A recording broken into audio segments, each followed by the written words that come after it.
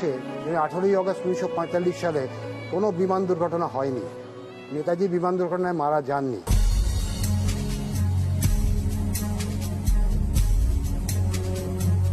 এমনকি Taihoku বিমানবন্দরেরও airport অথরিটির একটা চিঠি আছে, সেই চিঠিটাও একটা ক্লাসিফাইড ফাইল হয়ে পড়ে আছে, যে ওই দিন কোনো বিমানই ওড়েনি তাইহুকু।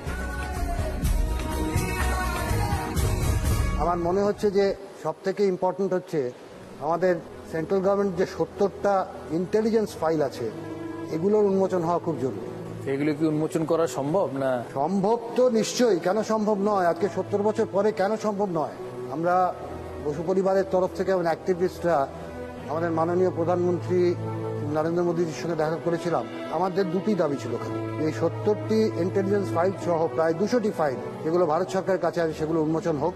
দ্বিতীয় কথা হচ্ছে ভারতবর্ষের স্বাধীনতা সংগ্রামের ইতিহাসকে নতুন করে আবার লেখা।